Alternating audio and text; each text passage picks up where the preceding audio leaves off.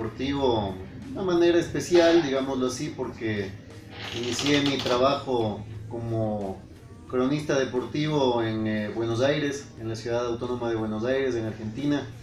Allí inicié trabajando para la Facultad de Comunicación, en la que yo me desempeñaba como editor de un diario que salía semanalmente. En realidad no era un diario, sino un semanario que salía cada 8 días y que lo publicábamos entre los alumnos de la facultad y las otras facultades también, para hacer una especie de informativo, no solamente del acontecer en general de lo que ocurría en la ciudad, sino también actividades que tenían que ver con la vida cultural, deportiva y académica de la universidad. Allí fue donde empecé, digamos, mi tarea periodística sobre todo.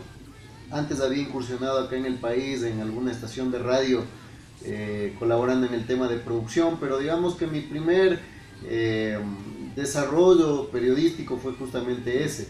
Después pasé a formar parte de Nueva Emisora Central, una radio a la que siempre recordaré y querré mucho.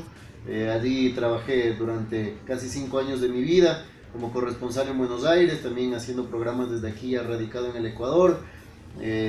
Tuve la suerte de trabajar en Radio Continental de Argentina, creo yo con el mejor relator de todo el mundo, que es Víctor Hugo Morales. Tuve la suerte de trabajar en otros proyectos paralelos, como en la recopilación de datos informativos para la compilación de un libro sobre tenis, que la hice con Pablo Viola, un reconocido colega también de DirecTV Sports de Argentina.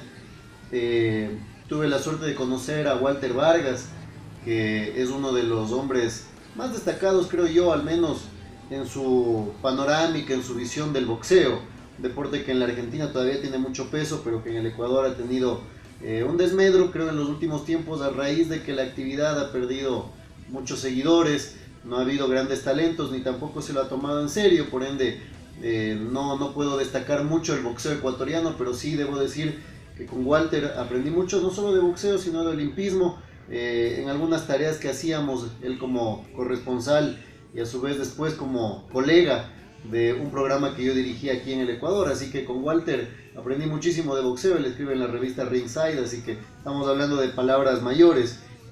Y tuve la suerte de conocer a Enrique Mancada Márquez, con quien también he compartido algunas crónicas y algunos paneles de radio, sobre todo aquí en el Ecuador.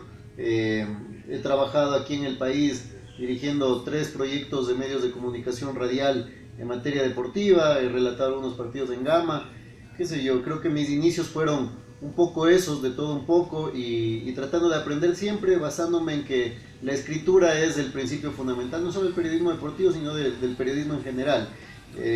Pero no, yo creo que he sido un afortunado.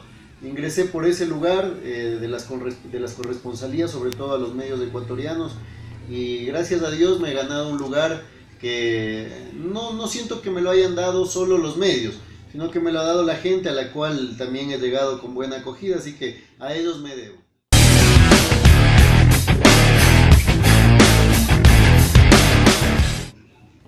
Con pena, con dolor, con nostalgia, con bronca. Lo veo con un ojo muy crítico y me incluyo quizás incluso en esa crítica, en la cual un poco me he dejado llevar hacia algo que yo he criticado históricamente, digamos, en lo que son mis 12 años de profesión, 13 ya, y que es el hecho de que se ha prostituido mucho la profesión, en la cual siento que todos los muchachos que estudian periodismo hoy en las distintas universidades o que estudian comunicación social, a veces no encuentro ese sentido de por qué llamarle a una comunicación social, a otra periodismo. Bueno, son cuestiones más institucionales, la otra es más investigativa.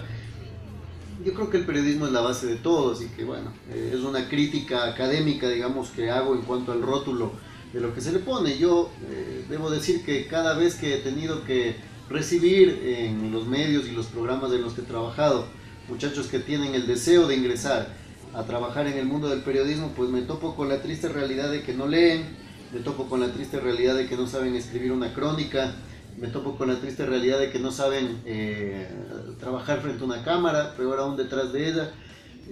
Encuentro que hay muchos vacíos. Eso desde el lado de cómo van apareciendo nuevos colegas.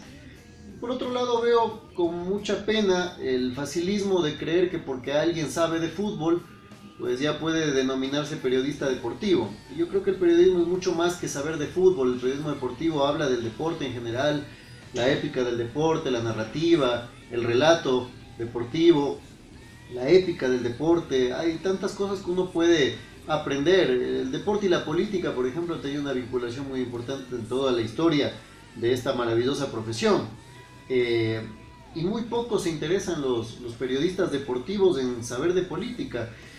No es una obligación, cierto es, pero yo siento que quedarnos estancados en esa mediocridad lo único que ha hecho es pues desprestigiarla y llevar la profesión hacia un desmérito, del cual pues periodistas que hacen periodismo político, periodistas que hacen periodismo de opinión, que hacen otro tipo de análisis, básicamente minimizan el periodismo deportivo por ese tipo de razones, porque nos limitamos o se limitan. Yo trato de salir de esa burbuja.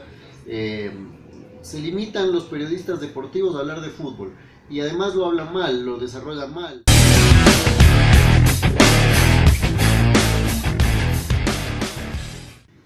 Yo soy una de las pocas personas que me animo en vivo, creo, a decir que el rating en el país no existe. Y soy de los pocos colegas, creo yo, que me animo a decir que el rating es la manera más miserable de medir la calidad de un programa. Hablo siempre en radio, pero me imagino que en los diarios igual ocurre lo mismo, pues la cantidad de clics que se dan en los .com de los diarios, o en definitiva el tiraje que tienen a diario en cuanto a la venta de ejemplares en papel, las mediciones de rating en televisión, aunque en televisión hay muy pocos programas que valgan la pena. Siento que hay una valoración, digámoslo así, cuantificable y no cualificable. Y eso es penoso porque hay muy buenos programas de televisión, de radio, muy buenos escritores, columnistas y críticos, editorialistas, y muchos de ellos no tienen cabida porque se animan a tocar temas que en definitiva pues no son masivos, pero que invitan a la reflexión y podrían llegar a hacerlo en tanto la gente también crezca culturalmente. No estamos acostumbrados en el país a la basura, y eso pues en definitiva ya es una cuestión mucho más profunda, requiere un cambio cultural. Y el fútbol está inmerso en eso, es algo masivo, es algo popular, es el rey de los deportes. Amo el fútbol, me parece el deporte más maravilloso que puede haber existido y que existirá seguramente en todos los tiempos. Soy un amante del tenis, el baloncesto no es mi fuerte, pero trato de estar informado. El automovilismo lo propio, el automovilismo ecuatoriano ha perdido muchísimo porque tenía grandes exponentes, otra vez venido a menos. Y entiendo, pues tiene que ver con una cuestión de la agenda mediática. La agenda mediática la instalan los medios. ¿Y qué es la agenda mediática? Pues es lo que los medios instalamos como lo más importante y de lo que hay que hablar. ¿Y por qué a veces los periodistas en esta cadena perversa elegimos el fútbol siempre como la salida más idónea? Pues porque los representantes de los medios de comunicación sienten que si uno habla de otro deporte, o si uno se enfoca en otros deportes que no son tan masivos, lo que uno hace es perder rating, y perder rating es perder dinero. Y yo no siento que sea así. Yo siento que hay ineficacia en el tema de venta de publicidad hablando de otros temas, hay público para todo. Y en definitiva lo que estamos haciendo es matar a la gallina de los huevos de oro, porque una época muy dorada del tenis fue con Pancho Segura, otra época muy dorada del tenis fue con Andrés Gómez, otra época muy dorada del tenis fue con Nicolás Lapenti, y lamentablemente en esa época todo lo que se generó en torno a tenis, la gente compraba raquetas de tenis, quería jugar tenis, buscaba dónde jugar al tenis. Hemos nosotros mismos liquidado al tenis, no se habla de tenis. Hay un ATP 250 que se juega cada año, hace 3 ediciones ya aquí en el país, es el único mes en el que se habla de tenis. Y se habla por la novelería. Entonces yo siento que eso es lo que afecta en definitiva a que se hable de otros deportes, la masividad del fútbol, y a su vez esto confabulado con lo que decía anteriormente, el conformismo de gente que es futbolista frustrada y siente que en el periodismo deportivo puede seguir vinculado a una actividad que ama y se frustró, periodistas mediocres que en su razonamiento pues sienten que hablar desde determinado lugar, camiseta o equipo les da cierta entidad como para poder sentirse dueños de la verdad de algo que no tiene verdad, porque el deporte es algo humano y lo humano no es medible. Por ende hay un montón de cosas en las cuales yo siento el fútbol, incluso si hablamos de periodismo deportivo y de fútbol, se hace un mal periodismo sobre el fútbol. Y esa es la triste realidad. Se tiene que hacer muchas otras cosas. Y vemos que ahora, con la aparición de cadenas internacionales como DirecTV Sports, cadenas locales como la que está apareciendo con Claro Sports, hay incluso una marcada tendencia regionalista dentro del periodismo deportivo. Ustedes se fijan, pues el 99% de los colegas que aparecen en pantalla pues son de la costa. Muy pocas excepciones hay de la sierra.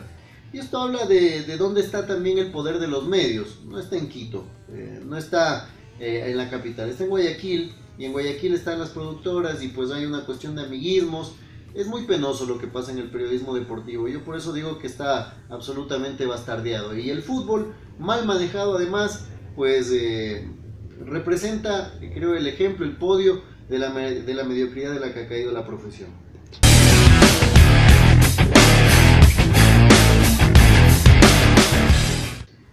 Que lean, que se informen, que no caigan en la mediocridad, que verdaderamente amen esta profesión, que sepan que el periodista deportivo se hace también en las canchas, que es importante ir como reportero cada tanto, visitar las canchas, saber qué pasa ahí, visitar, por ejemplo, a los atletas que hacen un trabajo excepcional en materia de preparación, por ejemplo, de Juegos Olímpicos. ¿Por qué seguirlo solo cuando son los Juegos Olímpicos? ¿Por qué no ir y hacer un seguimiento de sus carreras? Porque nosotros somos quienes instalamos la agenda. Hoy la aparición de las redes sociales yo creo que marca la apertura para que los contenidos sean ya directamente elegidos por quienes los hacemos, y más no por una línea editorial de un medio, lo cual implica que ahora la responsabilidad está en las manos de quienes hacemos periodismo. Lean, esa es la recomendación que yo les daría. Lean y sigan leyendo, no dejen de leer, lean libros, nútranse, infórmense, tecnifíquense, aprendan a hacer de todo, porque la verdad es que esta es una bella profesión, pero no es nada cómoda, y la verdad es que el mejor periodista es el que está en el campo, y uno llega a tener un lugar en un escritorio o en una mesa de trabajo un poco más cómoda, pero después de hacer muchos esfuerzos, y aún así uno no deja de amar el hecho de ir a las canchas. No elijan el periodismo deportivo porque les gusta el fútbol o porque son hinchas de un equipo. No lo elijan, no sigan haciéndole daño a la profesión. Tratemos de elevar la calidad del debate, el lenguaje y desde luego la escritura de esta profesión.